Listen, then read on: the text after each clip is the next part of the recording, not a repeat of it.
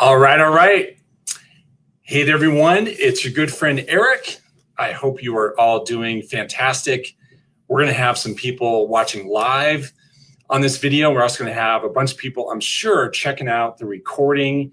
In either case, I appreciate it so much that you're engaging with this video. So here's why I'm doing this. I'm doing this to help you out, to help you answer your clients' questions when it comes to COVID-19, all right? You're getting a ton of questions from your clients. You yourself have concerns. You're curious, you're wondering. There's a whole lot of uncertainty out there. Questions are swirling around, and I really, really want to help you with that.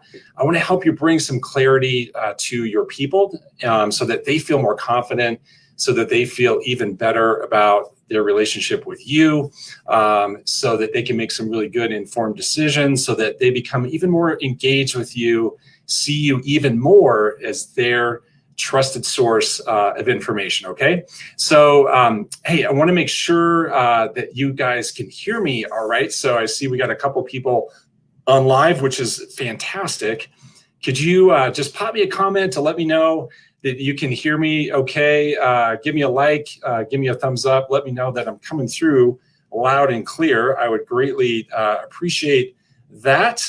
If you wouldn't mind helping me out with that just real quick, that would be fantastic. And I know there's always a slight delay when you do Facebook Live, so I will wait for those comments to come in. And it's really cool. I can see a few of you are joining it live. So welcome, welcome. Appreciate you being here. We're going to help you out with your questions, okay? We're going to help you out with the questions that you have, specifically the questions that your clients have. That's exactly what we are going to be going through right now, right? So yeah, awesome. So it looks like we're getting some engagement here, and that is super cool. Just making sure all my technology is set up and rock and rolling. Okay, so again, guys, this is all about how to help your clients with their questions about what's going on with COVID-19. Specifically, they're wondering about the real estate market. And the question that we're going to get to is this one: is the market going to crash? Okay, so that's the big question that your clients are asking you right now. So is the market going to crash because of what's going on? That is the specific question that we're going to get to. Okay, so let's dive in, shall we? We're going to dive right in. I'm going to run a little PowerPoint over here. So first of all, what I want to tell you guys, what I want to tell you as we start off here, what this is not. So what this is not like some Pollyannic thing where I'm going to say, hey, you guys don't worry about it, don't sweat it, this is no big deal. Why is everyone so worked up about this? This is not that, okay? What happened on Wall Street yesterday is real, all right? So it went, Wall Street yesterday, the Dow Jones went down 10%. That's real. People have real feelings about this. You know, when people have their health and their safety, when those things feel uncertain, when those things feel threatened, you know, those are some real feelings that we have to acknowledge, that we have to respect, that we have to deal with, okay? So this is not me about to tell you, don't sweat it, don't worry about it, get over it, okay? It's not that at all, okay? So we're gonna address the reality of what's happening right now. Also, what this is not a super fancy PowerPoint, okay? So you're gonna notice that I have some words up here on the screen that will keep us on track, and that's what they're there for, just keep us on track. So this is not gonna be some super fancy PowerPoint, but this is going to be helpful for you, right? So let me ask you this, though. Let me ask you this question as we start off here. Let me ask you this question. What are average and below average realtors doing right now? What are average and below average realtors doing right now? What they're doing right now, what's happening with them right now is that they are checking out, okay? They're checking out. They're going in the cave. They're going dark. They themselves are in wait and see mode. So let alone our clients, or let alone their clients, they themselves are in wait and see mode. They're going to wait and see, you know, how we come out of this. They're going to wait and see if things are going to get easy again. They're going to wait and see what the market's really going to be like before they go back and re-engage with their profession. That's what average and below average realtors are doing right now. And we know, based on past experience, we know that strategy ain't going to cut it, right? That strategy will not cut it. You're talking with someone here, you're engaging with someone here. I've lived through 9/11. I lived through the downturn, the Great Recession of 2008.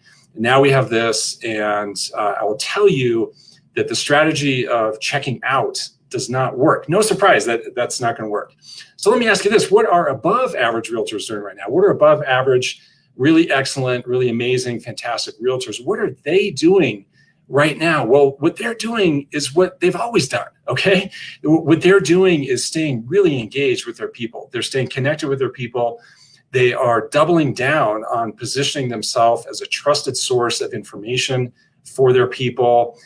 They are in flow with their people, to use a ninja selling term, right? They are not checking out, they are checking in, right? They're checking in to the responsibility and what it is their job to do. So be mindful of what the below average realtors are doing, what the above average realtors are doing. You, by definition, if you're watching this video, you are above average, right? So can I get an amen on that? Can I get a thumbs up on that? So if that's clicking with you so far, give me a thumbs up. I would appreciate that. But just be mindful of what different groups of people are doing right now, what's important for you to do. So what is our role?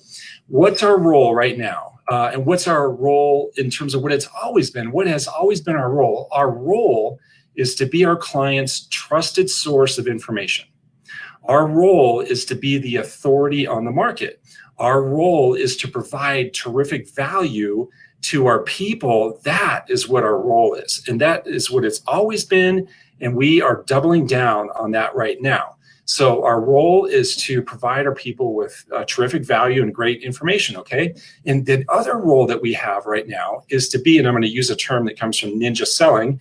You guys know I'm a huge fan of ninja selling. The other role that we have right now is to be a step-down transformer, okay? So a step-down transformer, what that means is that when we have an emotionally charged situation, it is our role to diffuse that, to pull some of the emotion out and infuse logic and facts into the situation so that people can make really good decisions. So for sure, that is our role right now, is to be a step-down transformer as it relates to people feeling worked up as to what may happen to the real estate market, okay? So that is our role. So how do we do that?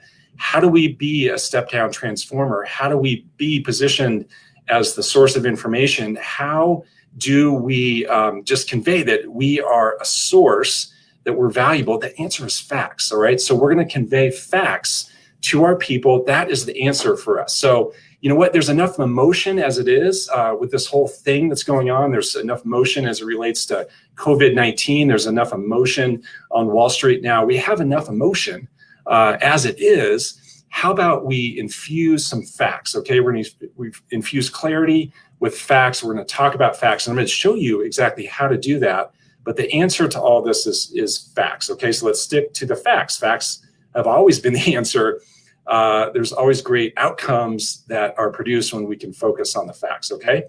Another thing that's really, really important as we embark here in this conversation together, another thing that's super important is we must respect where they're at, okay? We must respect where they're at, and we will see the whole range. We've already seen the whole range of emotions, of reactions to this. Think of it like a bell curve, all right? So we see people who are certainly, in our mind, overreacting to this, and we also see people who might be underreacting to this, and we see a whole lot in the middle. No matter where they're at, no matter where their emotions are at, as it relates to their health and their safety, we have to respect where they're at, okay? So if they're feeling really worked up about their health, and things related to that, we have to respect that. It's their doctor's job to help them with those kind of things. It's our job to help them with real estate related questions. So wherever they're at, let's give them respect based on wherever they're at. So we can't eye roll.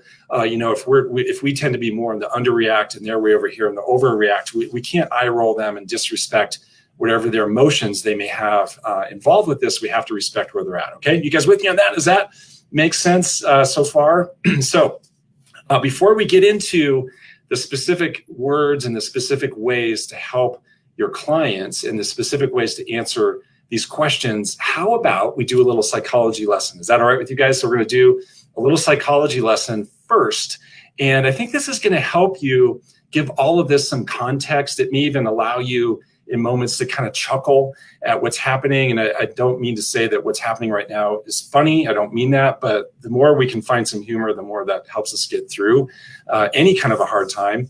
But more than anything, this will give some reasoning as to why people are behaving the way that they are. So it may on the surface seem irrational, the way that they're behaving, but you know what, the way that people are behaving right now, it's actually extremely rational. And it makes a lot of sense when we understand the psychology that is behind this, okay? So the psychology is this: human beings, it turns out, and this just comes from like Psychology 101, human beings have 6 core needs, okay? Human beings have 6 core needs. And this is kind of a takeoff on the Maslow's hierarchy of needs, if you remember that from like high school psychology. Remember the pyramid that's drawn, and there's some things that live at the bottom, and you go up the pyramid. Well, it's kind of a takeoff on that. Human beings have 6 core needs. You need to know that, number one, these are in order, and you need to know that number 1 on that list is the need for certainty. Human beings, number 1 on the list, they have a need for certainty. And let me ask you this: how much certainty are people feeling right now? How much certainty do people have around coronavirus and COVID-19 and what may happen and how long will it go on, and will I get it, will I not get it, how will I feel when I get it, how will it impact me personally, who will I pass it on to, right?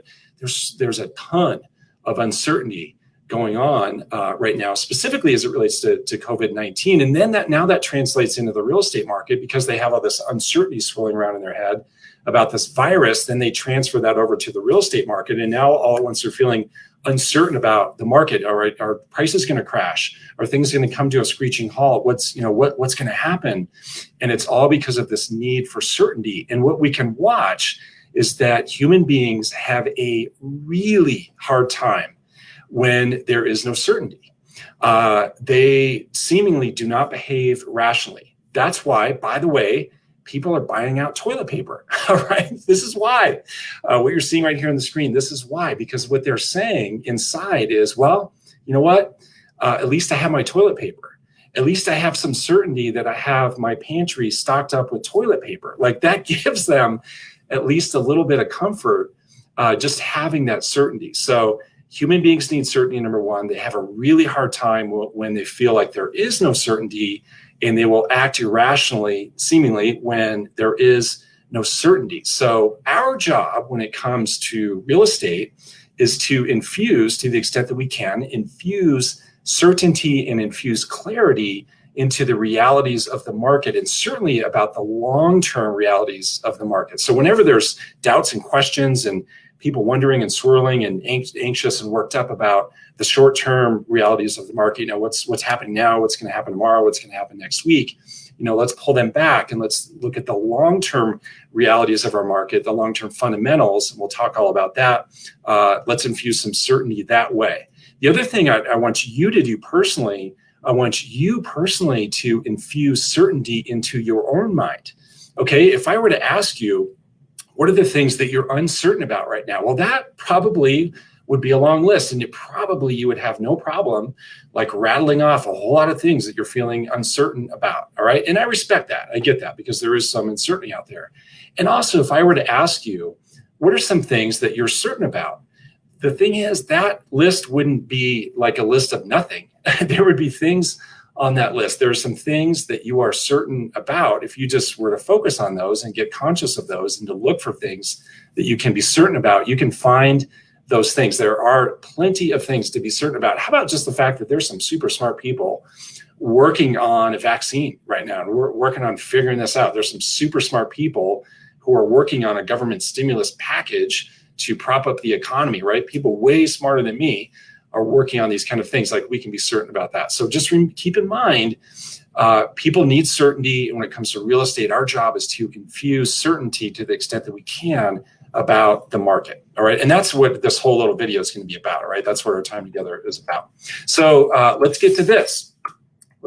Their big question, right? So their big question, of course, and they have lots of questions, but really the big question they're asking, probably the one that can be kind of hard, can be uncomfortable to answer, is this one: will the real estate market crash? Is it going to come crashing down? All right, that's a question you're going to get, or I'm guessing you may have already received from your clients, the realtors that I work with, they've heard this at least a little bit from their clients. Our real estate market's going to crash. The answer to this and the place to take the conversation is to talk about fundamentals. Fundamentals is a terrific word. It's a wonderful word. It's a powerful word. I learned it from one of my mentors back in the day, Harry Frampton. He's a real estate genius, and he used to use this word all the time. And I really learned about the power of this word. That the word is fundamental. So use this word because it's true and because it works. So first of all, as it relates to people's question, so when people are all fired up about what's going to happen to the market today, tomorrow, next week, next month, where you want to go to is to talk about the market fundamentals. And you say something like this. You say, you know what, I can appreciate where you're at right now. I can appreciate your concerns. What if we, though, looked kind of big picture? What if we looked at just the fundamentals of our market that have made our market perform over the long term? So what you need to do, your challenge, your mission for your market is to identify and articulate the inherent fundamentals that make your market perform over the long term.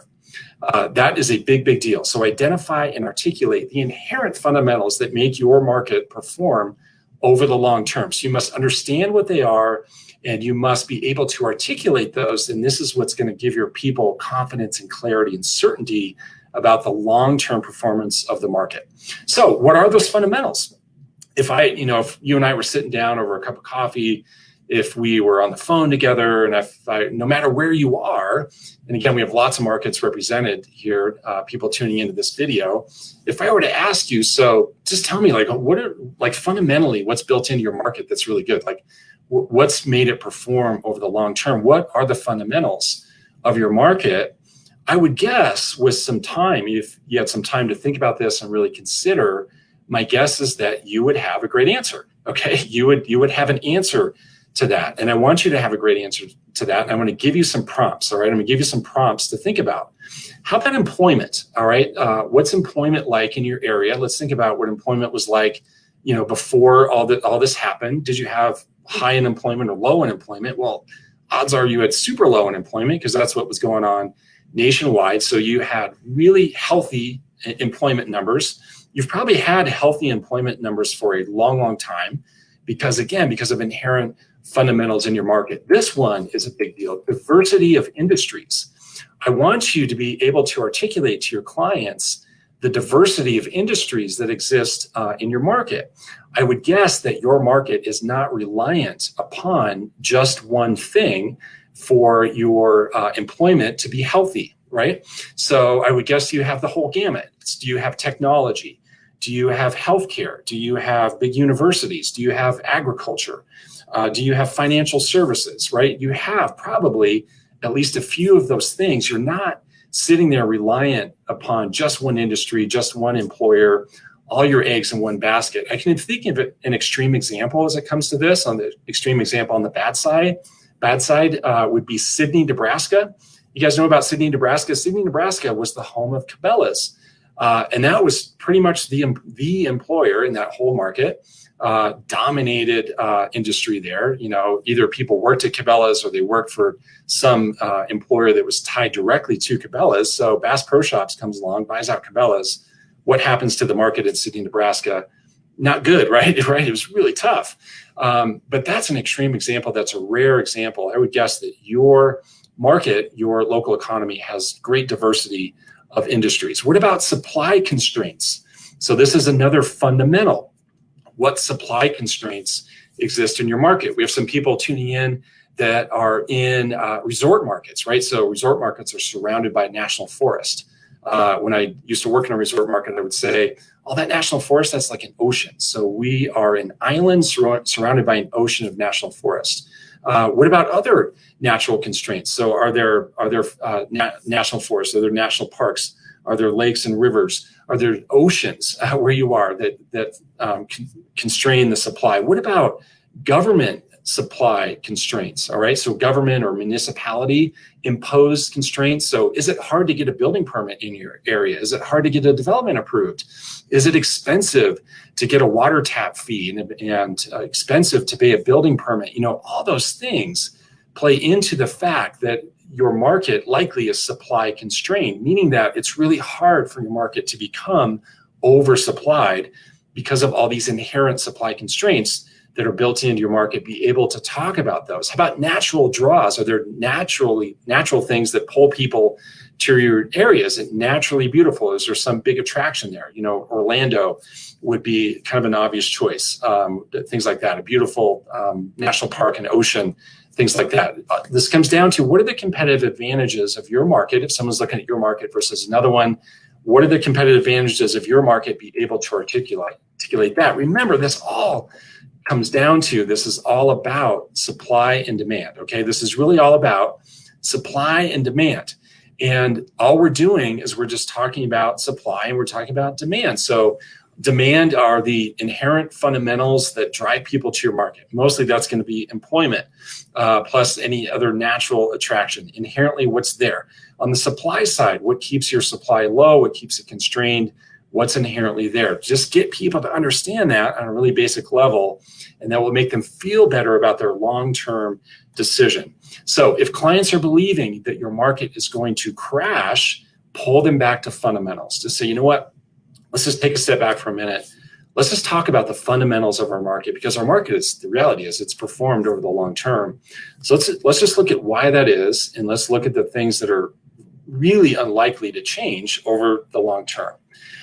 So that is what I just said is a prelude to this slide. The other thing we want to do is we want to shift up the time frame. We want to shift the time frame because they're so worked up in what's going to happen today, what's going to happen tomorrow, what's going to happen next week. We have to shift up the time frame. We have to get them to think long term. We must get them to think long term, because why? Because they're going to live in the house for long term. All right. We know that the average tenure of a home is 10 years now. That's the research according to NAR. People are going to live in their home for 10 years. So how about we get them to think in 10-year timeframes, not in 24-hour timeframes, okay? Let's get them to think about, okay, the reality is all this stuff is going to play itself out, and they're going to be right back to fundamentally what makes our market perform over the long term. So get them to think long-term, talk about long-term performance. Think long-term, then talk about long-term performance. What I want you to be able to do is to be able to answer this question and fill in the blanks on this statement where you say, you know what, our market has done X% over the last X years. You need to know these numbers. You need to do the research on your market. So for example, in Metro Denver, what that would say is the reality is, our market has done 5.5% per year over the last 40 years. There have been some years higher than that, been some years lower than that, but that is the long-term performance of our market, is 5.5% per year. And based on that, based on 40 years of data, that's what we expect to have happen going into the future. The other thing that you can do in this part of the conversation is you can reference what did happen in 2008. So 2008, I think, is really our only benchmark and barometer and something close to what's happening now. What happened in your market in 2008? What did prices do in 2008? So for Northern Colorado, for instance, for Metro Denver markets where I work, what we know is that the market there only went down a little over 2% in the worst economy of our lifetime during the Great Recession. So that's another way to frame this up and to get this in context. So know what your market has done over an extended period of time, at least the last 10 years, even better if it's the last 20. Be able to say that to a client, know what the percentage is, and then also be able to tell them what happened when we had the Great Recession back in 2008, so that they have a good reference point for that, all right? So remember, again, stock markets crash, real estate markets don't crash, real estate markets cycle. So one outcome of all of this, a very realistic outcome of all of this that's happening right now, is reduced inventory.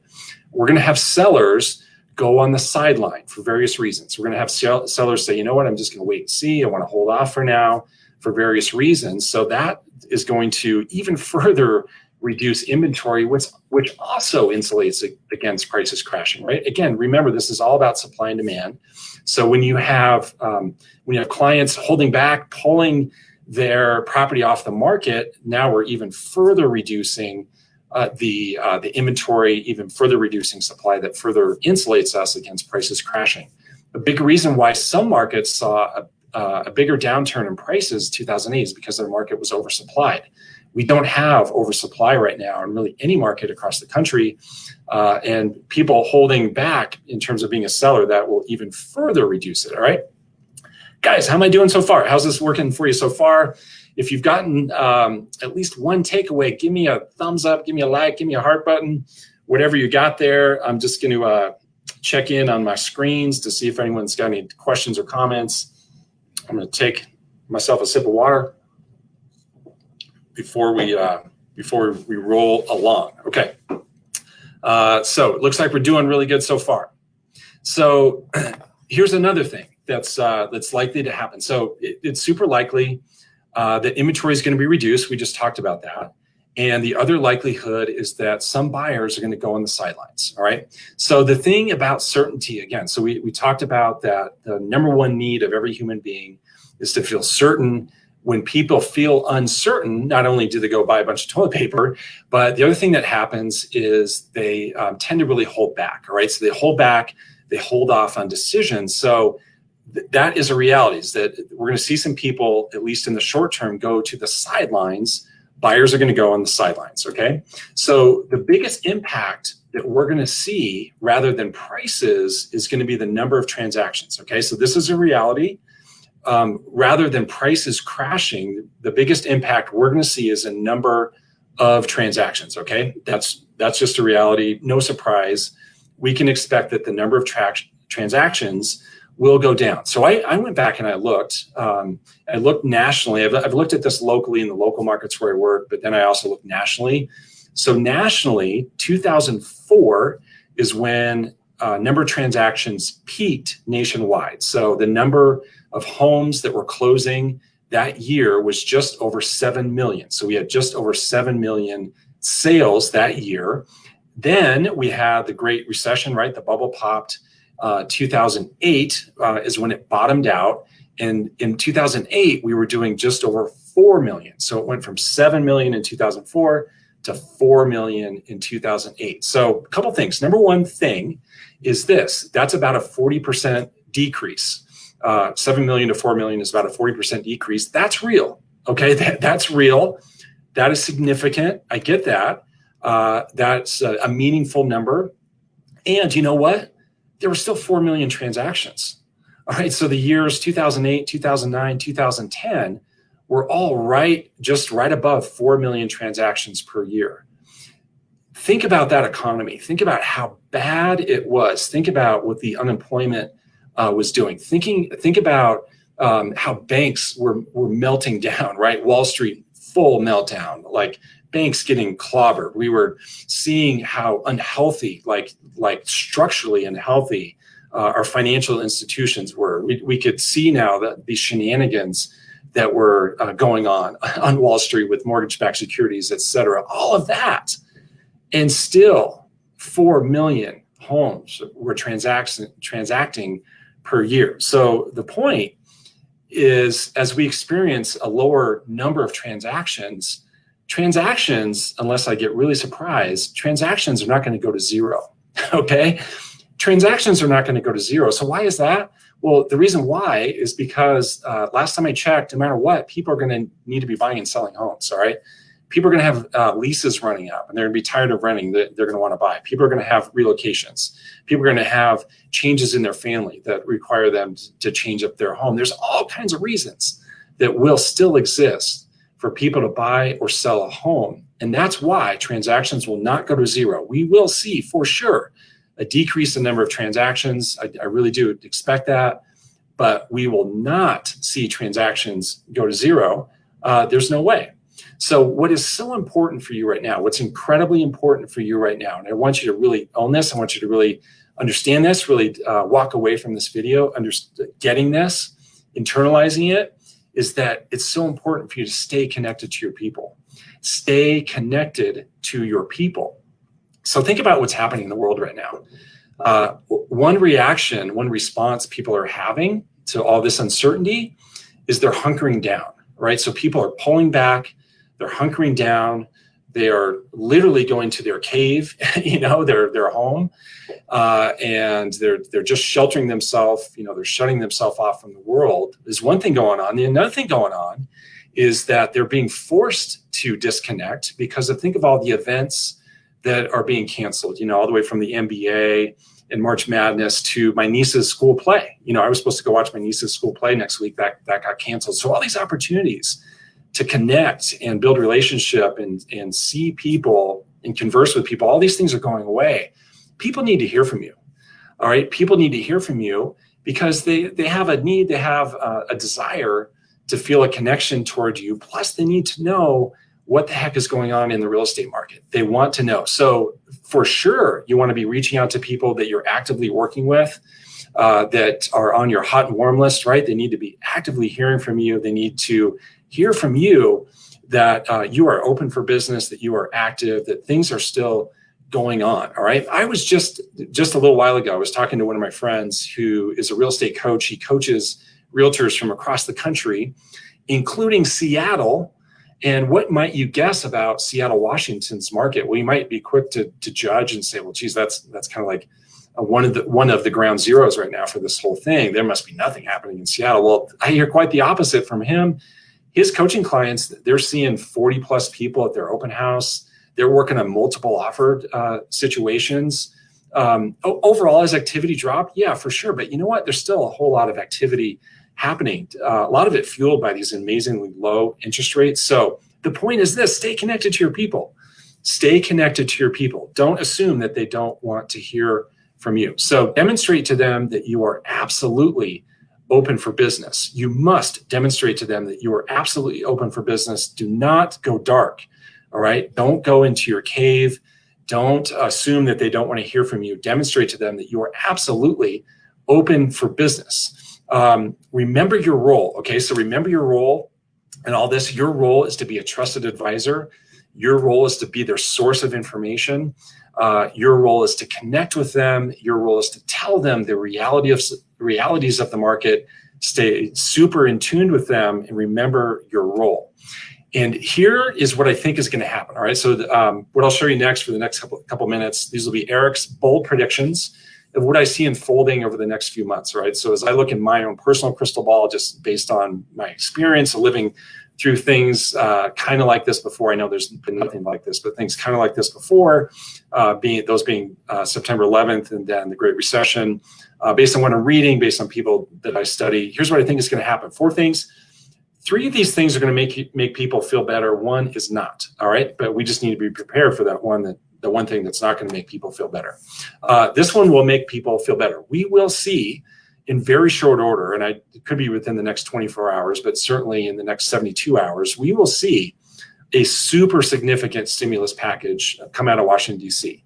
And we may even see that first round, and then we may see things get layered on that as time goes on. So I really expect to see a significant stimulus package come out of Washington, D.C. That's going to make people feel better. And by the way, the thought of that is what's helping the stock market today. So the stock market today is running about flat, after a really bad day yesterday. Stock market's running about flat today, at least the last time I checked. And it's based on the belief that something like this is going to happen. So that's going to make people feel better. This will not make people feel better. And we just need to know that this is going to happen. Understand this, get ready for this in the headlines, get ready for this in your news feed, on your Facebook feed, whatever. Get ready for this. We just need to know diagnosed cases will increase significantly. And the reason why is because of more testing. Colorado, for instance, where I am, Colorado now has drive-through testing in some areas. It's super easy to get a test. So as more testing gets out there, as more people get tested, that's going to increase the number of confirmed cases. So just be ready for that. And that's going to be so tempting and so attractive to all these news sites to run those numbers, to run those stats. News sites, they love those numbers. They love those stats. So just get ready for that. We're about to be inundated with these stats, and it's going to look like these numbers are skyrocketing up because they are, but just understand that a big reason why, and the big driver behind this is because of testing. This will not make people feel good. More toilet paper will get bought out because of this. And I know this isn't a laughing matter, but we got to find some humor in it. But just be ready for that. Be ready for people's reaction to that. The next thing that will happen, and this is a good thing, we will see the strategies that are being employed right now, things like, shutting off events and shutting things down and no more this, no more that. My kid's school got canceled today, things like that, they're actually going to work. And I base this slide on watching what's happening in China. So in China, the number of confirmed cases, it's plateauing, all right? The pace at which confirmed cases are being confirmed, the pace is slowing down. So we see that these strategies do work. So this is going to make people feel better when they see that these strategies are working, when we see that the pace is slowing down. But we're going to have to live through like this big increase in confirmed cases because we're testing, but then we're going to see it start to plateau. So we have to think long term. We have to be ready for that. But this is going to make people feel better when they see that these strategies are working. And then eventually, and I could foresee in the next 60 days, next 90 days, there's going to be really solid news about a vaccine. What I don't mean is that vaccines are being implemented or being deployed, because I know it takes longer than that for all the testing, but just the news about a vaccine, that's going to make people feel way better, because can you see how that gives people certainty? Can you see how that's going to say, okay, at least there's an answer to this. At least there can be an end to this when there's some solid news about a vaccine. It's going to take, a couple months probably, in my layman's perspective, before this can come about. And again, I understand that doesn't mean, it can't mean that it's being deployed. However, solid news about a vaccine is going to make people feel better, okay? So here's the reality. Here's the thing, guys. There will be some discomfort over the next couple of months. There will absolutely be some discomfort. People don't like uncertainty. They don't like discomfort, but it's going to be uncomfortable for the next couple months. And the extent of the discomfort, a lot of that is just how we choose to view this, right? How we choose to take this, how we choose to respond to this will be a big factor in how uncomfortable this becomes. So once there is some clarity, though, the recovery is going to be quick. So once we get some clarity out to the population, some clarity to the people of planet Earth as to how this thing is going to be resolved, the recovery is going to be quick. And I mean economic recovery. And what I mean is, and the reason why I say this is this: going into this, economically, there wasn't anything broken. Compared to 2008, going into that, there was a whole lot broken, right? Like fundamentally broken in our economy. What was broken is how banks were doing business and how they were structured and the investments that they were in. Another thing that was broken is how over leveraged people were on their home, right? That whole thing about people using their home as an ATM back in 2004, 5, 6, well, that was true. Like people were super leveraged in their home. That's not true today. People have a lot of equity in their homes right now. Banks are not broken. They're fine. We had strong employment going into this. We had strong housing numbers going into this. So that's why the recovery is going to be quick, and it's all going to be based on certainty and clarity about an answer to the virus. So as soon as we can get scientists coming out with an answer to how this thing is going to be fixed, we're going to see a fast turnaround in the economy. Again, I believe that because things were not broken when we went into that. Does that make sense? Okay. Are you guys with me on that? Is that helpful to know? Does that give you some peace, some comfort knowing that? I mean, for sure, we're going to have some discomfort, but this is what it's going to look like at the end. We're going to bounce out quickly. So if that is helpful to you, give me a like, give me the old thumbs up. I appreciate that. Okay. Here's the thing. This is a different world, but it's not the end of the world, all right? But this is just a different world. September 11th, unfortunately, it changed a whole lot of things permanently. It changed the way that we travel. It changed the way and the length of time that we spend in a security line. Remember pre-September 11th, you could just pretty much breeze right through security. And remember how different that was. That was a permanent change, all right? And then 2008, did it change some things permanently? Well, yeah, it did for sure. You know, it changed how banks operated. It changed how they viewed loans. It made it harder for home buyers to get a loan. People actually had to prove that they had a job and had good credit, right? There were permanent changes. So we will definitely see a different world. I think one thing that will happen because of this, I think it's going to make people reconsider how they work and where they work from. You know, this whole work from home thing. I think this may cause a permanent change in how many people work from home. It's certainly going to change how we view cleanliness and being sanitized and how we disinfect germs, right? Those things will be permanently altered after this, but it's not the end of the world. It's not the end of the world. We always come through things like this, no matter how drastic, no matter how severe, we always come through things like this, usually for the better. And I know that can be hard to understand right now, that may be hard to take in, hard to internalize, but you know what? We always come through these kind of things for the better. As uncomfortable as this is going to be, as much discomfort as we may experience, it's not the end of the world, okay? So big time thing here, big takeaway for you. Do not check out. Do not check out. Check in, all right? Check in with your people, check in to your role, check in mentally, you know, own your mindset, own your responsibility, model for the world clarity and reason and confidence and the ability to see that we're going to work our way through this. Check into that. Do not check out. It is the low performers. It's the average, below average people. They're going to check out. They're going to be done. And we're going to watch the number of realtors in our business. It's going to go way down. People are going to get flushed out, just like these kinds of things always do. But it's the performers who choose to check in. Those are the people that are going to win. There certainly is a whole lot of business to be had right now. There are a whole lot of people to help right now. People, more than ever, they need your help right now. Like right now, they need your help. They need your help. So you need to check in to them, check in with them, check into your responsibility to be helpful to them. There's still a whole lot of transactions that are going to be occurring. Stay connected, stay open for business. Again, convey to the world, convey to your clients, convey to all the people that you interact with that you are absolutely open for business, all right? Be on the phone with them, telling them about how you're still working, you're working transactions, you're just reaching out to all your clients to let them know what you notice about the real estate market, things that are interesting about what's going on right now. Just give them the realities of the market. Stay connected, stay open for business, and my goodness, this will serve you so well.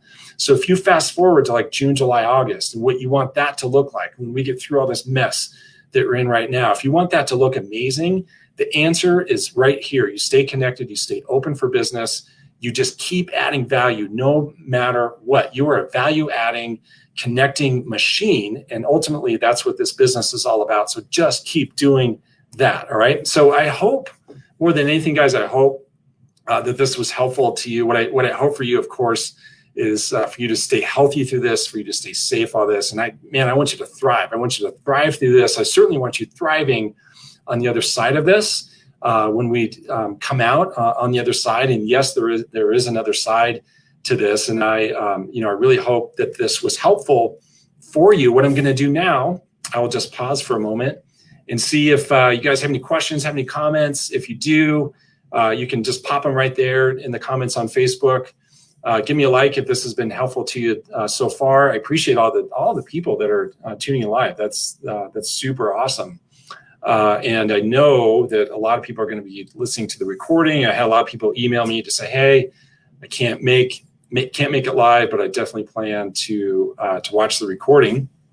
Take another sip of water while I'm waiting for a comment.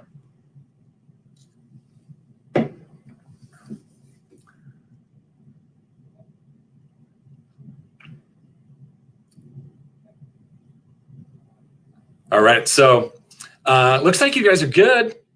Had some nice comments come in, some lots of thumbs up as we went through this presentation. So that is super cool. I appreciate that. so much. And yeah, you know what? Reach out to me. You guys know how to connect with me. You know where to find me. And you know how to hit me up. And anything else you want to bounce off of me, if you need a bounce in your step, if you need some perspective, if you want to run through a specific scenario with me, man, I'm game. I love things like that. What I love the most is helping people out like you. And you know what? Let's just keep moving forward, right? Let's just keep moving forward. Let's keep helping each other out. Let's focus on what we need to do, and that's taking care of our people, right? So, right, guys. So that's going to be it. You guys are fantastic. I'll hope to connect with all of you really, really soon. Talk to you soon. Bye.